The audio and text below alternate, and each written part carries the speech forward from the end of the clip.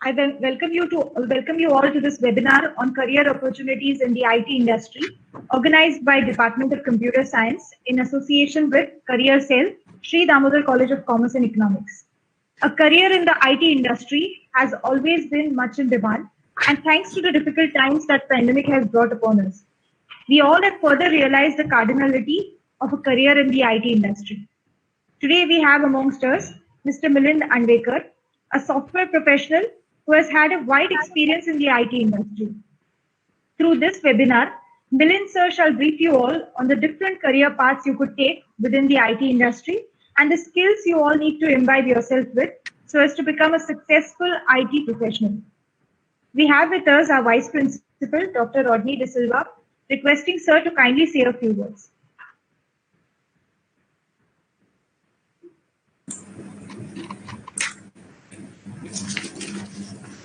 Good morning.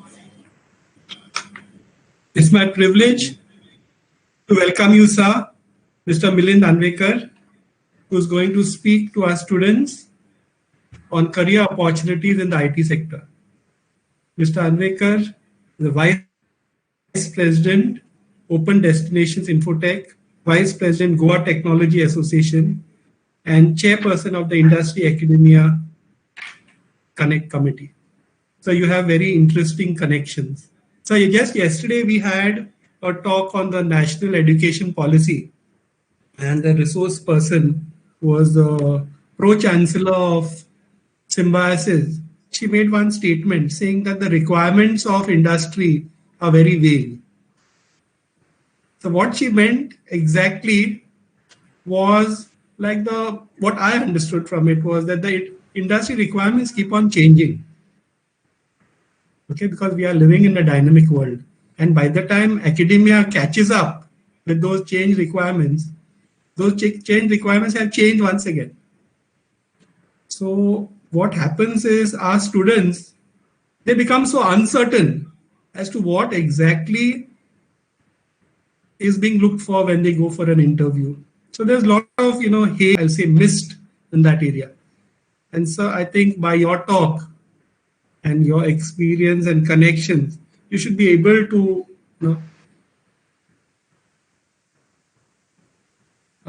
dispel some of the myths and usually have. So that will boost.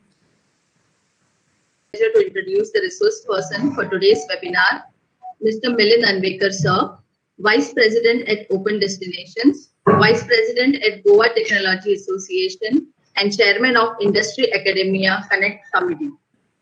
So Milind Anvekar has 20 plus years of experience in the IT industry and has been with Open Destinations from the last 15 years. So Milind has extensive experience in strategic management, software project management, product release and delivery management, quality assurance, automation testing, and customer service management. So Milind Anvekar is from Goa and has to his credit an MCA degree from Goa University, an MBA from IIMS, and leadership and strategic management from JWMI. In the role of the Vice President at Open Destinations, the company has reached to greater heights of growth. Open Destinations is a leading software company providing travel technology solutions globally. The company's flagship product, Travel Studio, has been successfully implemented into travel businesses across 30 countries. Open Destinations has been recognized as the Technology Team of the Year and the fastest growing SME with overseas sales. Headquartered at London, Open Destinations is India's largest travel software company and Goa's second largest IT company with a team of 450 professionals in Goa. Sir Milind is also the co-founder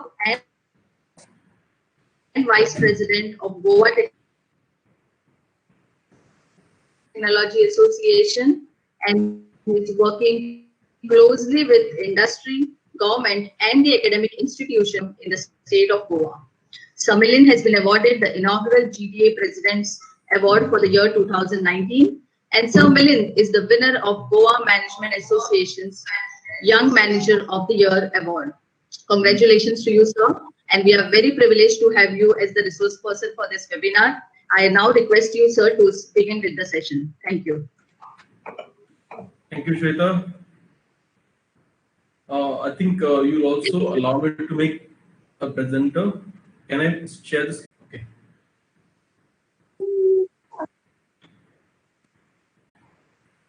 Not yet, sir.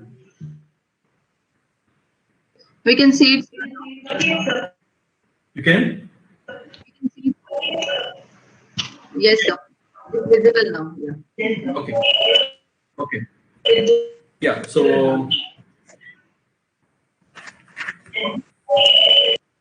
So good morning, everyone. Firstly, before I start, I just want to apologize for the delay that we had. For unavoidable circumstances, I had to move to a different location to just make sure that we'll understand, and I'll try my best to make sure I compensate for the delay that you had. I thank Akshada for the opportunity that you've given. I think take to the students, and that has been a key source of energy for me all these years.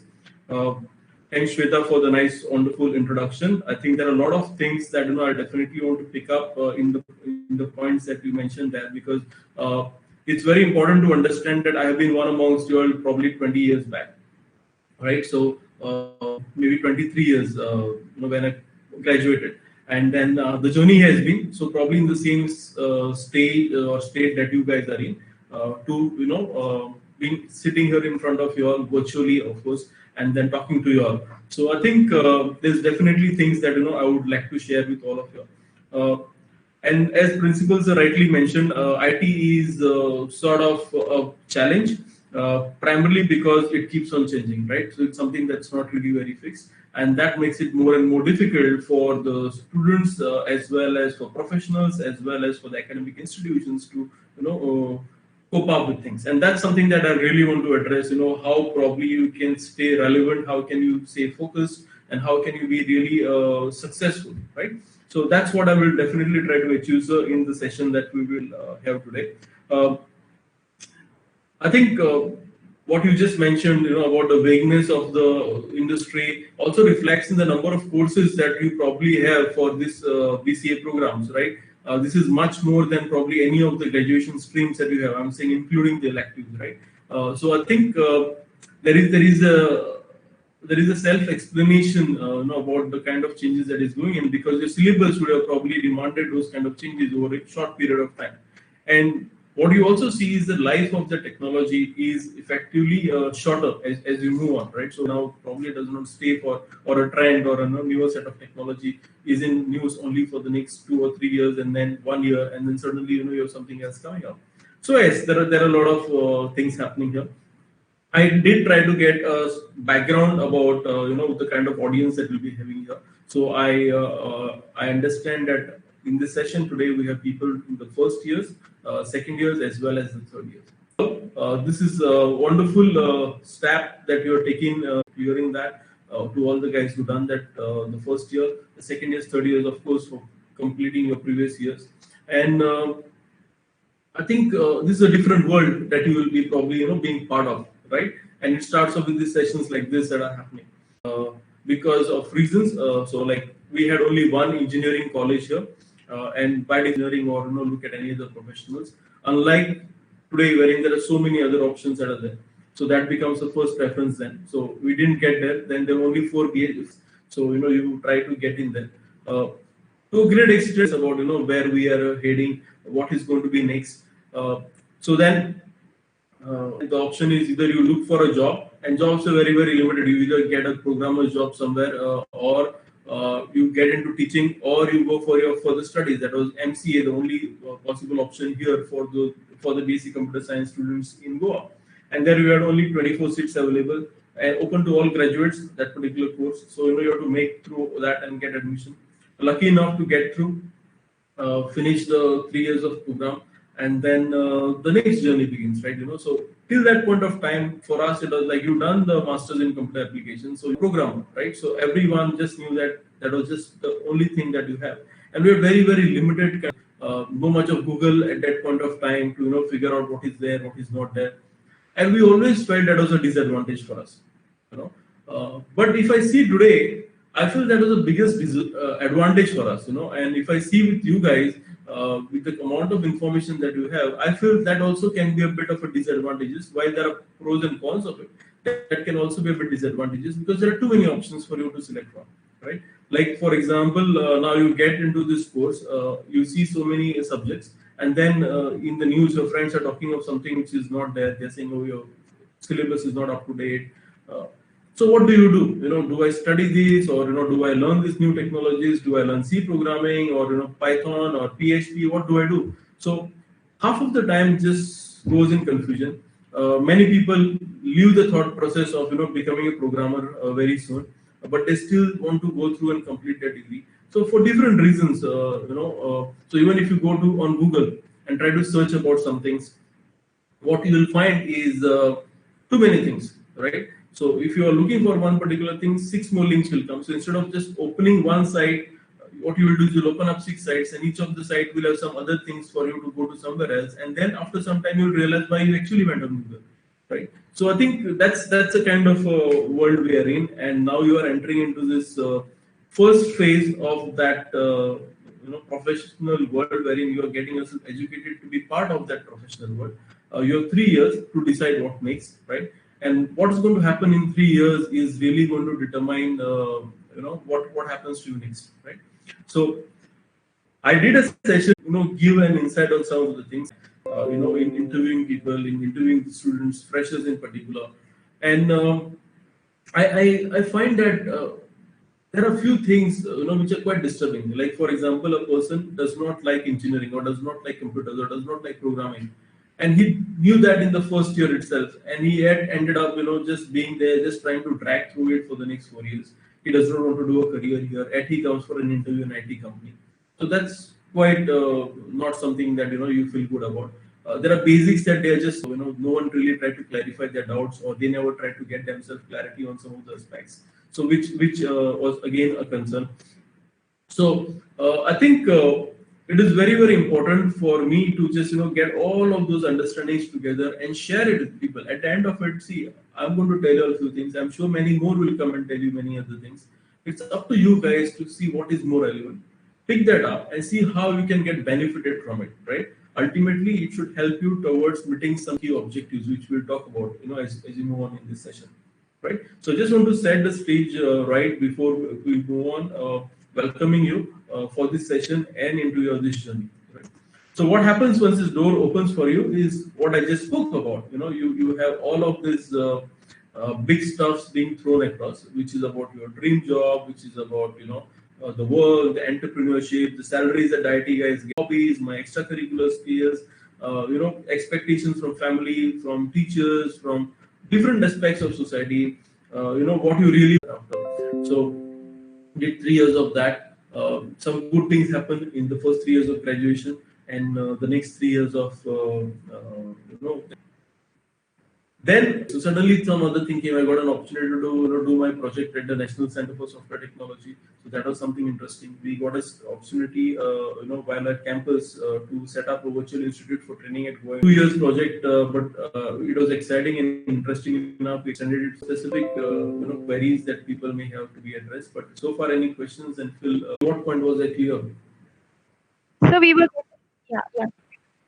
Team, there will always be a leader, right? So how you could probably effectively see whether you are able to be a good leader or not. So I think there are opportunities for everyone, but you start this in the first year itself, and then you build up on this. So whatever 6 they are going to change in the second year, because you've done some things, now you want to do something else, and then that's how the the entire 3 years journey can get built, so that by the time you already have created something good for yourself to be successful for sure, right? So these are the two main ones. The third one is tools, and I'm glad that in your syllabus you have this covered.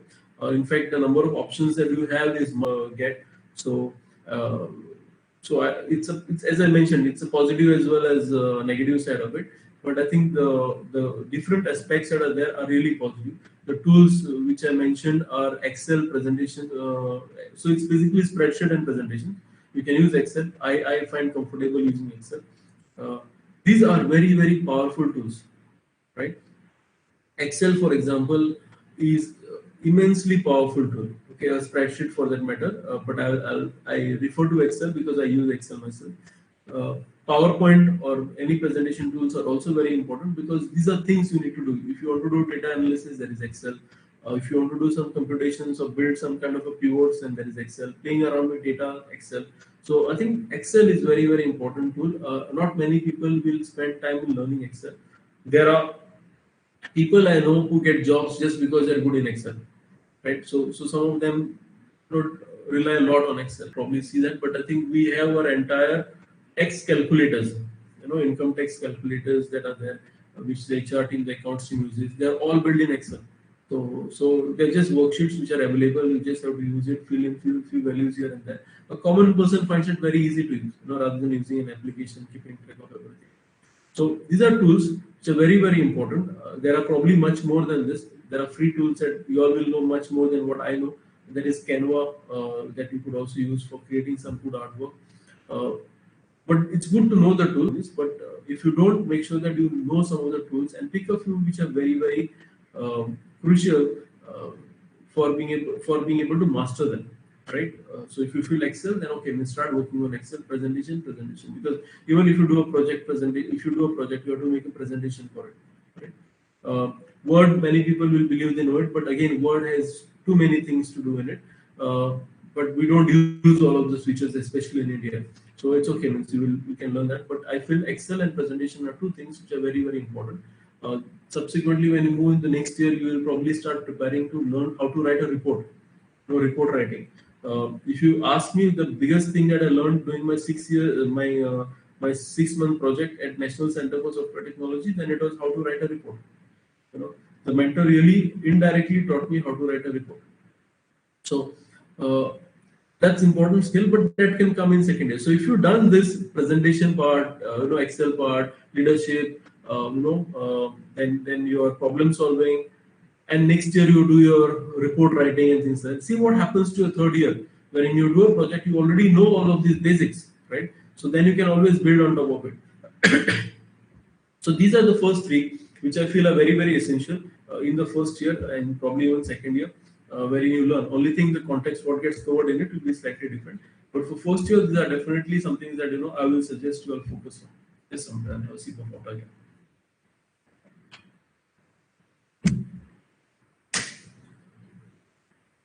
I'll move on to the next set of three. Yeah, the other thing you need to start doing is start building a portfolio. Okay, so what is a portfolio? Is nothing but your it's like your CV. Okay, only thing you're using a medium. See, there will be a point, like especially in the third year, you will start writing your biodata, right? And then what happens is most of you will not know how to write. So you will take a template and almost everyone will do on similar lines. Okay, this is what it is, right? How do you start building it right from first year? Okay, so LinkedIn is one such site or one such medium which allows you to start building it for a professional reasons. Okay, Facebook is for different reasons, LinkedIn is for a different reason. Why I'm mentioning this too, and there is of course Insta. Today, when people recruit, people also check your social profiles. If I'm recruiting at a certain level, I will go and have a person's LinkedIn profile. Hello, are you able to hear me? Sir, you're breaking in between. Okay, is this better now? Yeah, it seems to be better now. Okay, just let me know. Don't hesitate to interrupt and tell me that you're not able to hear.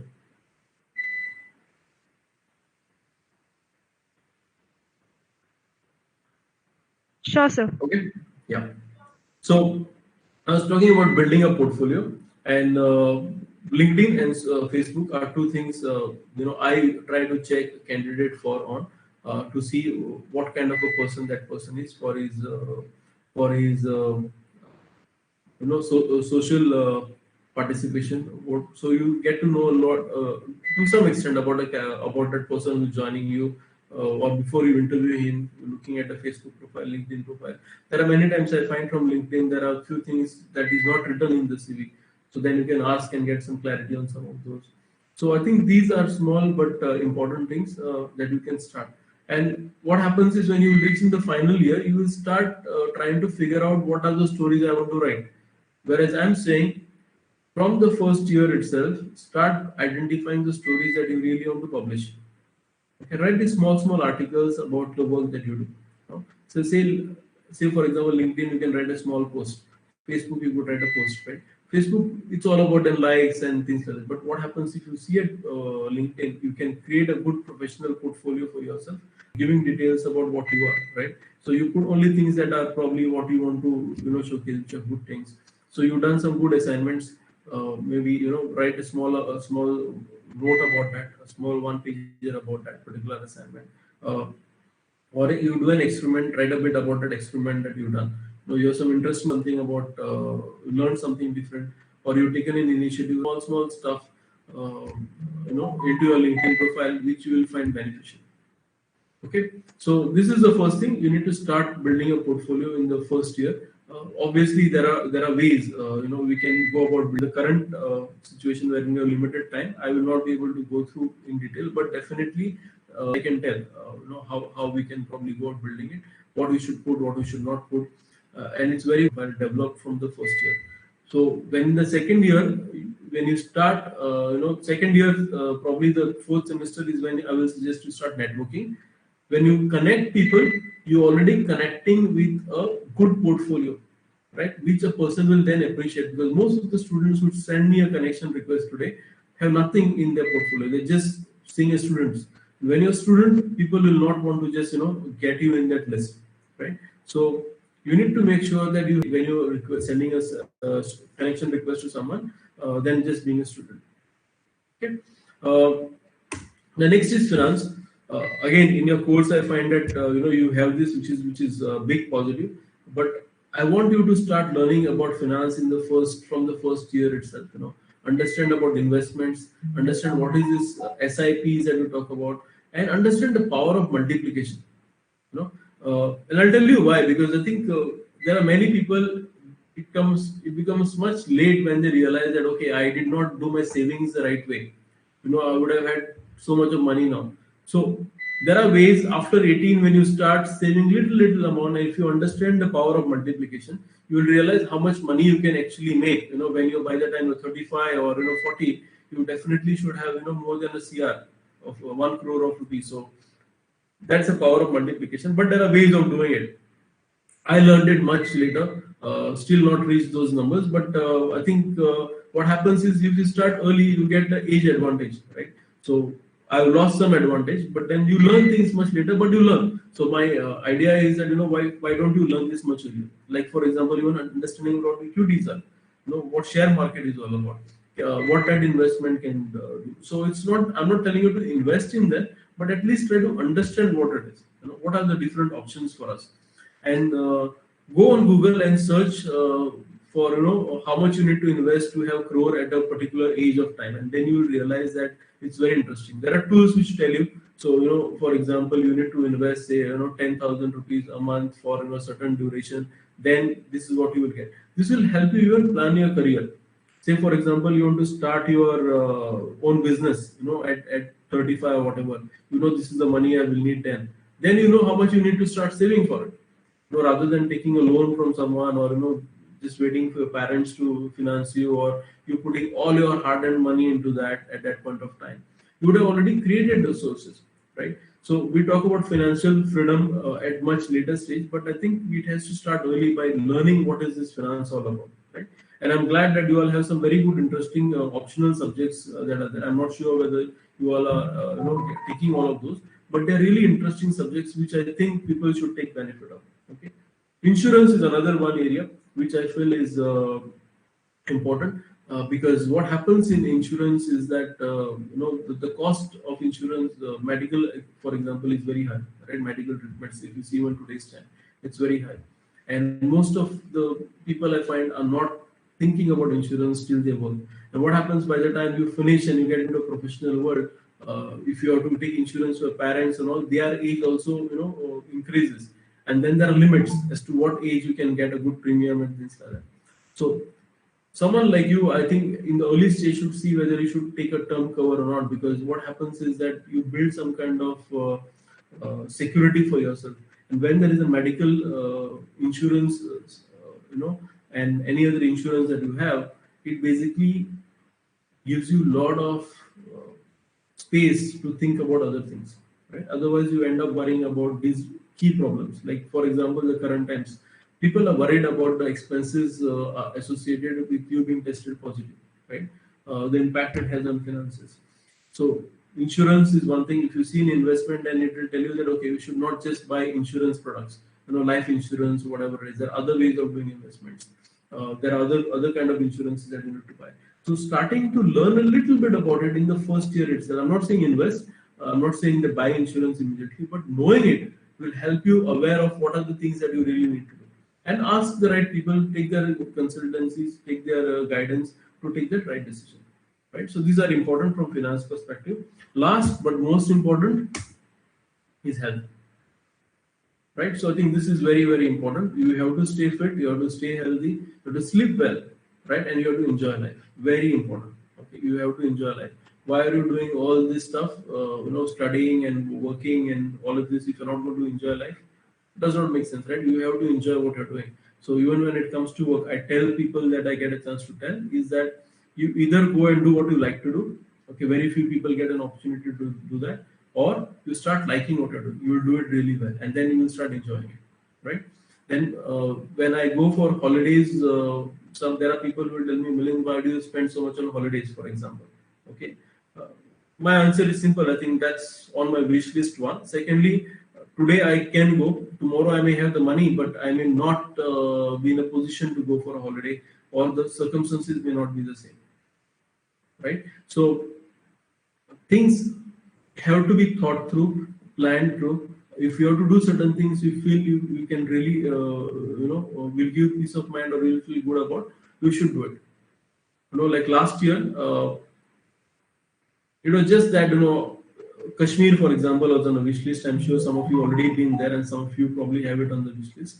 I just wanted to be there. It just happened that I got a chance to be to Kashmir with family. Went for it, right? It was a tough decision with the situation there, but I just said that okay, I'm going, so I'm not changing my plans. I'm going, so I went for it. Experienced snowfall, which was one of the wish list items. So things just happen when you are for it. We got stuck in a lockdown, experienced a different life without internet, without electricity, without transportation, and then luckily we're back. So maybe if it was not for last year, I would have not been able to go this year, looking at the current situation. So things happen. So I think you need to enjoy life. Whatever things that you feel you want to do, you do it and you feel good about it. You should not grumble or be upset. Things have happened. What can you do? Now let's see what are the next things, right? And there is a lot of stress. Current times there are stress, work-related stress will be there. Parents will need some help, for different reasons. You will have academic stress, whatever is there. But that is where something like a hobby that you have will really help. So I would also suggest them develop a hobby if you don't have. If you have, don't ignore it. Work on your hobby, right? It's very, very important to have a hobby because it can be a bigger stress buster, right? Secondly, even in your interviews, people will. This is the most common question: what are your hobbies, right? And then last minute you are going to figure out, okay, what hobby should I tell? Oh, gardening looks good, so maybe I tell gardening or I will tell this. You make up. So what happens is you don't know much about it, right? And if the other person is having a similar hobby, then you are gone because then the questions are going to be on those lines probably, and then you may not have answers to this, right? So you need to make sure you really build a hobby and you learn about it, so you know about it, and that's quite natural. So what happens is when you know something, say for example, your hobby is photography, and the question comes, what are your hobbies? And you say photography, and that person also knows photography. So he asks, what camera do you use? And I say this, and that person has a similar camera. Then the discussion happens. What happens is all of a sudden, you're building a connect with the other side, and then you're able to talk something, and some good things happen. So there is some positivity which takes things ahead. right? So hobby is very important. But more importantly, other than the interview side of it, is because it can be a bigger stress buster for you. So when you are in stress, I think playing music or whatever it is, the hobby can just make sure that cover up for all of that. So why do you make all this money at the end of it? Is basically because you want to enjoy life, right? So I'm saying start enjoying life right now. What we really don't want to do is make all the money after you get into a professional world to spend on your medical bills. So I think it's very, very important that you stay fit, stay healthy, and it's very important to have a good sleep, right? I think that makes a big difference to what we are. Okay. So now I said this 6 mantras, and then you are obviously going to ask me, Milind, good. All this looks very good. You've seen our syllabus. Yes, I've seen your syllabus. Where do we have time? So maybe the first year may not say much of this, but at least the second year and third year will probably have a reason to say that we don't get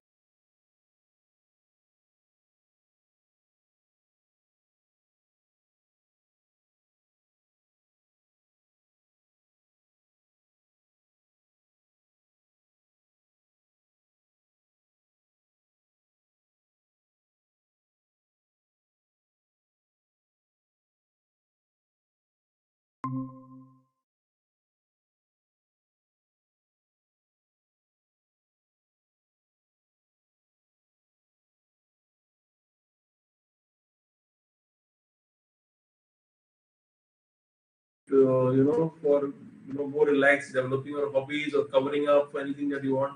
So Saturdays also I'm removing from that. So you'll have to 261 days. Now 261 days, I'm removing 60 days for your leaves, for your family functions, for any events or sickness that could be there. Okay, fair enough. So I'm left with 201 days. Now from 201 days, I'm removing this 105 days which are required for your college in a year. What are you left with? 96 days. Now, I will give still 52 days as buffer for covering up your studies or whatever is to be covered in your colleges. Right? I'm giving that as buffer. What are you left with? 44 days. You need to plan for 44 days to achieve all of these extra things that you want to do.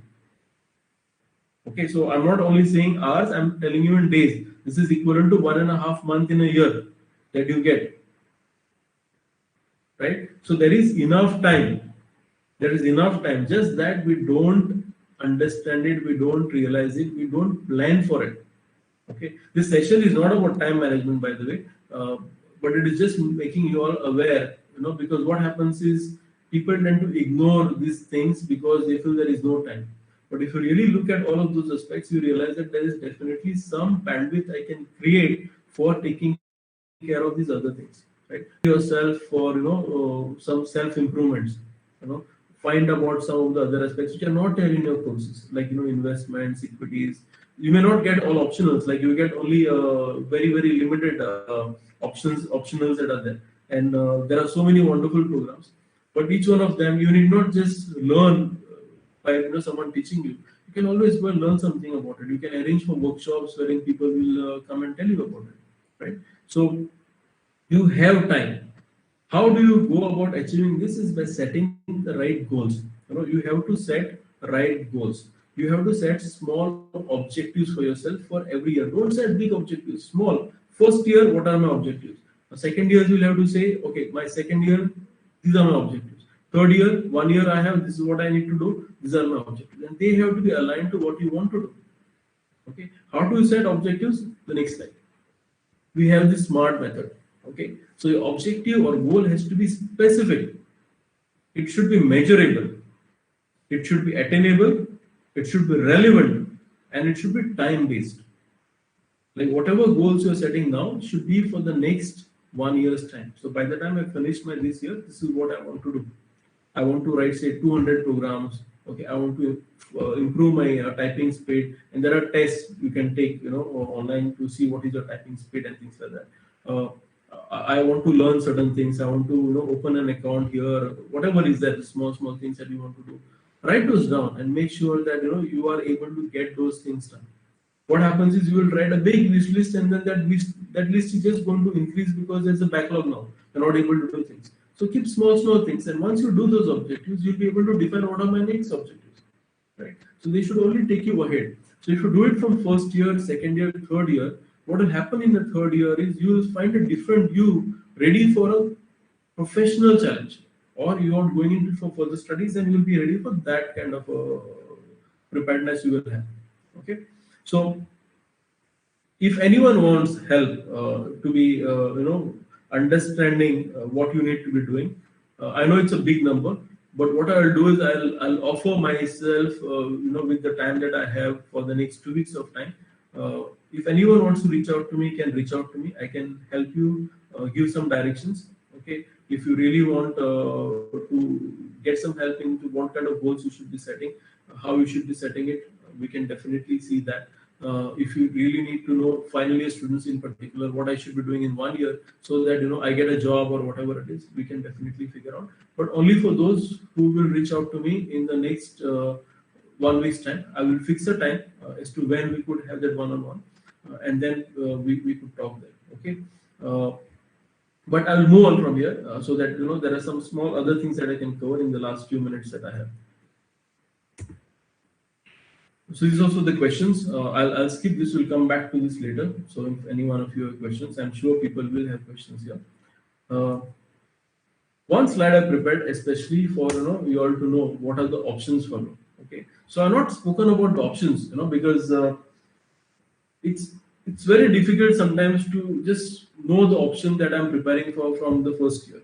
Okay, because there are different kind of things that people will go in, right? So if you see this particular thing, what I put across is what do BCA students end up doing, right? So there is going to be one chunk of these students which will go for further studies, right? I'm not sure if you'll have this data, but I will encourage one of the final year teams to take up a project about what do the BCA students do, right? Your college or any other college, right? So that you know what they do. And this is where I, at a very high level of thought process, have bucketed it into. So most of them will go for further studies.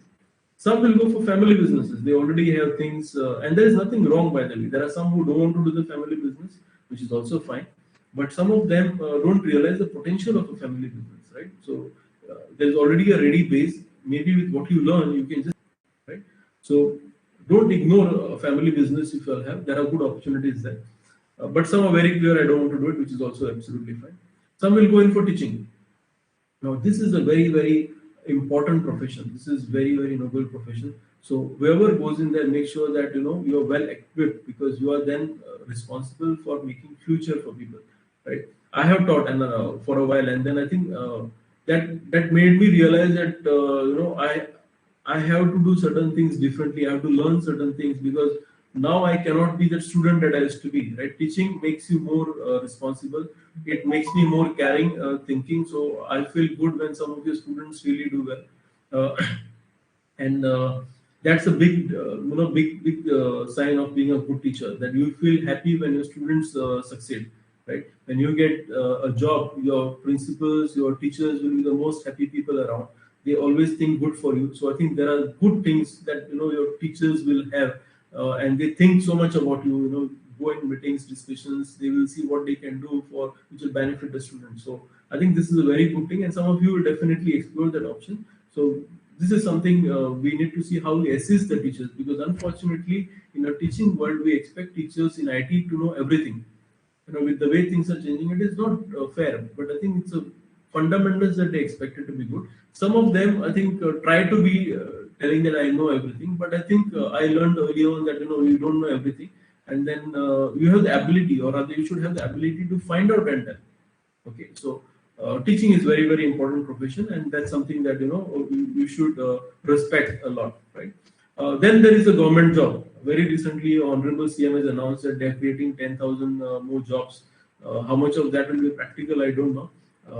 And debatable topic, but there are going to be jobs, and many people want government jobs, right? That is also a fact. Many of you probably will be wanting your parents to be government jobs, so they want their children also to be in the government jobs. So I've seen highly qualified, very good resources leaving the good job here because they want a government job, because the thought of a government job is different. It's a relaxed job. I don't have much tension, and those kind of stuff. So that reflects in what you are at the end of it, right? So private companies, that's always a challenge. but I think it's very important that you are challenged in life, right? Some of you will end up being wonderful homemakers, and some of them are, working, housewives, which you should make sure that you respect a lot, because it's not an easiest of the task, for you to manage a family at the same time take care of your work. And then there are some who leave their professional career, which could have, been very good for just being a good homemaker. And I think for there is no reason for us to, not value that. There is so much of value that a person adds by just becoming a homemaker, right? And this is the most undervalued profession, I would say. Could be your mother, or it could be your sister, or it could be your, when you get married, it could be a wife, or it could be yourself as, the homemaker. So I think this, is very, very important thing. We take it for granted many a times. And then lastly, the business. Many people will end up starting their own business. A startup is a big buzzword today. So, you will do your business. But the core of it, the big chunk of it, will be looking for a job, right? So what are the kind of jobs that we have? So you will have two categories here. One is a job in an IT company. Okay, others are also, means when I say the government job is a job, teaching is also a job. There are other jobs, but I'm talking about these particular jobs that you guys will be seeking. So one is a job in an IT company, other is a non-IT company. Okay, so they're domain specific. Like you could get a job in the pharmaceutical company or an automobile company, which is an IT job. Okay, so I'm talking about an IT job. Could be in both of these. And the second could be a non-IT job. The non-IT job could be in, again, IT company or non-IT company, right? So we have at a very high level IT job, or not an IT job, programming job and non-programming job. Okay, and both of these could be in an IT company or could be outside an IT company, right? But these are at a very broad levels what we have.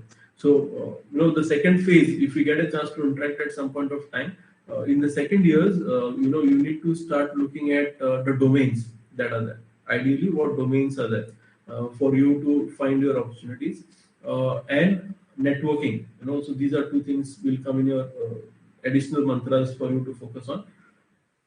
The third year students ideally should pick up your semester 5 projects around the domains. Okay, or one I mentioned what your students are doing. Second one is which are the IT companies that you would like to work for. Then reach out to them, figure out what project you should do, and you should do it in a way that it becomes relevant for you when you pass out to get a job in that company. So identify the companies that are in Goa that you think you want to you want to work for. Then identify what are the kind of opportunities they provide to the freshers. Okay, what is that you need to skill? Make sure that is your project. Okay, make it more relevant. So then what happens is, one, you build a connection, you get some mentoring from them, and you also tell them that this is what I'm able to do. So what happens is you sometimes will not even have to go through an interview round. Because of the kind of network that you build or a rapport that you build, you are there. They know that this person is quite capable. I think we should consider them.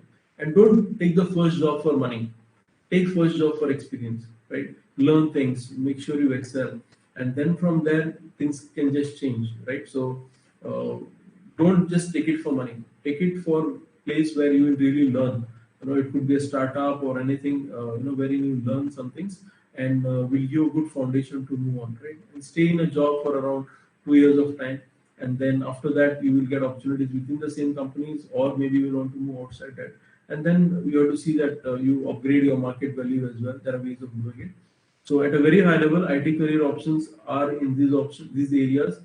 Jobs I mentioned, very specific, and we can actually go and dig into this and make it very much customized to every individual, as to how you prepare yourself, which of these brackets you fall in, and each of them can have a separate mentoring to be done. As I mentioned, if any one of you is interested, a third year is interested in getting any help, I'm available. I'll share my contact details in a while. You reach out, but only for the next 2 weeks of time to seek an appointment. Okay, you just have to show expression of interest. I will check my calendar and give you that appointment, and then we can have that one-on-one. If I can help you, I'll definitely be more than happy to do so. Okay. this is not an interview for open destinations. We can definitely figure out if you're good. I'll be more than happy. In fact, I do a lot of scouting for talent. If I find anyone good, I recommend them to the HR team. And been glad that so many people that started their career with open destinations are doing really very well now, right? So I think I'll just share my details. I'm done with this session. So these are my contact details. That's my mobile number. That's also my WhatsApp number. There is my email address, and we also have Goa Technology Association, which is an association of all IT companies in Goa. There are 100 plus IT companies in Goa, right? And all of them require people. It's just about making sure that you are on the radar of each one of those, right?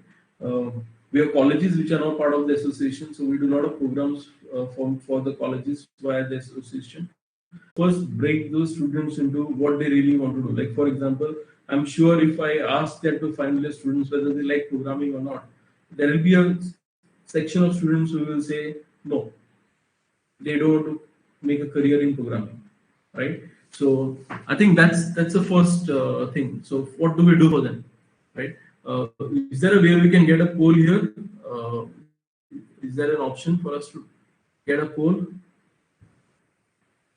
I don't think so. Google Meet doesn't provide that option, sir. Yeah, but I think that will be very interesting for me to know, if people are really wanting to pursue career in programming, at least the final year students, because they would have probably not done it in the first 2 years, so they already have got a disliking towards it.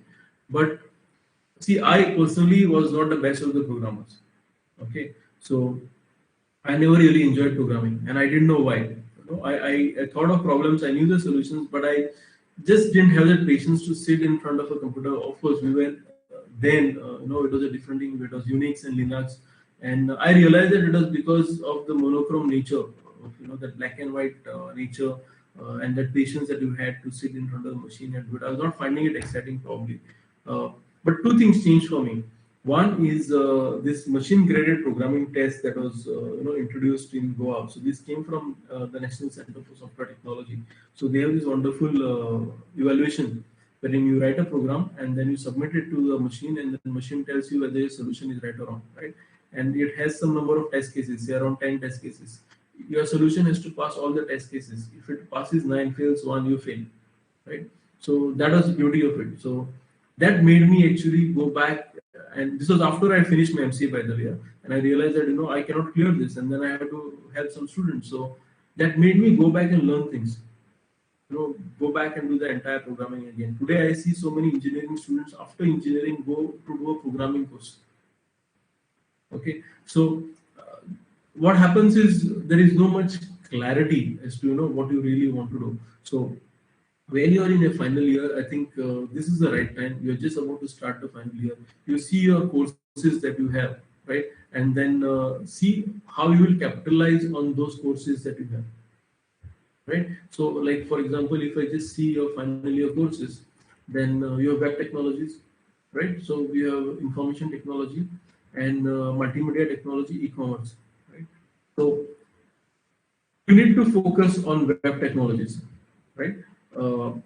And see if you can create a niche and identify companies which are requiring resources in web technologies, which they require. Okay, many of them. So it could be PHP or any of those technologies that you worked on. They will need resources. So identifying which are these companies which work on web tech, okay, which work on e-commerce, and how could you and find out what technologies they use, right? Do your project using those. Don't learn too many things. What technologies are used for the web tech programs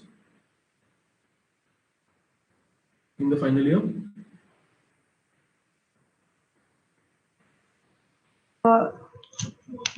Sir, we use PHP. Then they are studying HTML, CSS, JavaScript, all of that. Yeah. So make sure that you know the companies that work on PHP. Like all of you guys, if you want to do a programming, if you want to basically work with us as a developer, you will not get an opportunity because we work on Microsoft technologies. Having said that, we have a small team that works on the mobile applications. We have one PHP resource with us. But I think that's not what we really hire. We hire on Microsoft technologies, and you don't have Microsoft technologies much in your curriculum, then it becomes difficult for some company like us to reach out to you all for resourcing for the programming part of it. But there are opportunities, say, in the implementation team, customer services team, in the BPO team, wherein you could explore those options for you to find a good job for yourself. Okay, so I would suggest one, if you could do a quick survey and find out how many of them really want to pursue programming jobs, how many, or rather, how many of them really want to, that these are trained resources. They will not have to invest in training them, right? So what happens is you're clearly in your third year itself making sure that at least 70% down the year, you know which company is that I'm working with, and whether there is a possibility of you getting a job with them or not, right? At least there will be guidance which will be much more helpful. And don't do that internship for money or whatever. In the current times, I think people will not want to give internships because of the financial overhead. So be very clear that we don't want any money there. We just want to learn some things new, and we want some guidance. So ask for a free mentoring sessions or something like that during that time, wherein there is no overhead for them. And see, by default, many of them are very helpful. Your seniors, I think, are another good source. You should find out where they're working, which companies they're working, how will you be successful in that. Okay. There are times wherein I see parents telling that, okay, don't take up a job, I will give you money, you do your business. You're glad, you should be thankful that your parents like that. It's just about what do I do with that money, right? So I think as long as you're clear as to what you want to do, the biggest problem I find today sometimes is that in the first year, people are distracted with this, engineering or anywhere, right? You have to also see the other data. 85 or 90% of the startups fail. Okay, that does not mean that that is the end of. There are failures everywhere, but I think it's about being able to stand and start again is very, very important, right? So you should not do something or rather you should not avoid doing something just because you feel you will fail. I think that's a foolish thing to do, right? In fact, more you fail and you get up and do some things, you should not do the same mistake again. Do a new one, right? But your ability to bounce back is really going to be determining what you are. Okay, each one of us have gone through failures, right? So there is nothing wrong in or being ashamed about. I hope that helps, Delvin.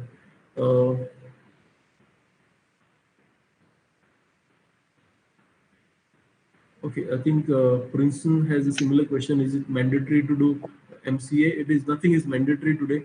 It's just about what you want to do, why you want to do it, and I think based on that you can take a call. See, today, if you do your BCA right and you want a job, you can definitely do a job. Next 3 years of work experience that you will collect, you will definitely be ahead of what an MCA would be getting a job at that point of time, right? But it's just that once you do that 3 years, in that same duration, you can also do some correspondence courses. You could do some online courses, not correspondence, online courses. You could get some certification from yourself to just make sure that you increase your market value. If you want to do your MCA also, there are so many institutions which are offering MCA programs in an online mode. So you could enroll for it. If you want to do an on-campus, yes, you can do on-campus as well. So there is, it's not mandatory, but as I mentioned, it's about finding out what value it will add to you when you take that, because it's 3 years, right? It's financial investment plus, more importantly, your money and your time that you're investing, right? So what could you have done in those 3 years different that will make you stand apart from others? Okay. The next question from Ashrita is after MCA, what is a better option to do next? Multiple option. In today's world, there are too many options, right? Again, MCA, same. See, this is the same story everywhere. If I go in an MCA department today and say that how many of you all want programming as a career, I have a clear divide of 50% of the class which is not wanting to do programming as a career. So if you go for recruitment, we divide the class into two, and then taking a test for programming as a developer. The second half taking for non-programming opportunities.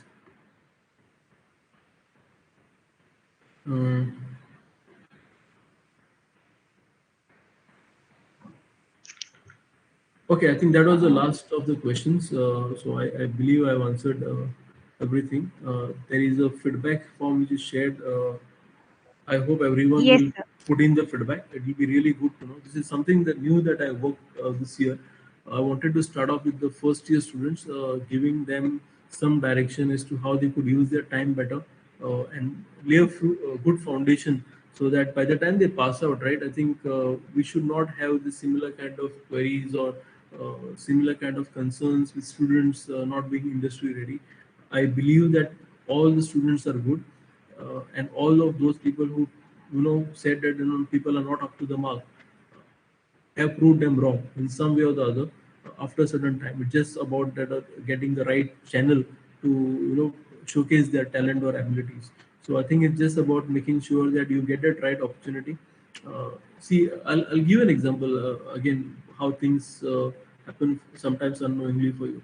So we had gone for a campus for selection, and then when I entered, there was just one guy sitting outside. So that's what happened. So this was some second round of selection. This was for the QA team, automation team, and he said, "I have not been shortlisted for the test." And all of his other friends were shortlisted, so he was waiting for them. He said, like, "What happened? You did not answer well." I said, "No, I thought I answered well, but I did not make it probably to that cutoff, not to be eligible to answer the test." So he was not shortlisted for answering the test. So I said, okay, fine. So I went in, checked with the guys what happened. Said like, he does not fit into these requirements that we have. So we are not allowing him to answer the test. So I said, do we have a spare paper? So he said, yes, we have. Okay, fine. So maybe let's allow him. He's anyway going to wait for that 1 hour for them, right? Let him also answer. So he answered. You know what happened next? 6 people got shortlisted, and he was among the 6 who got shortlisted, right? So then those people went for the next round of interviews, and among those 6 people that got interviewed, 4 got selected, and he was the one that got selected. Okay. So sometimes what happens is you just unknowingly feel something about him, and I've been talking about this, how you can have those connects, and you just feel like giving this person another chance. All right, and then see from the other side of it, from nowhere he gets that opportunity, he capitalizes onto it, and he gets the job, and he is doing very well today, right? So sometimes you just needed one person who will give you that one opportunity, right? And it has happened many times with me. There was one person I have recruited only because, not because, see, because he did not actually clear the test, but I took him for his attitude towards solving the problem.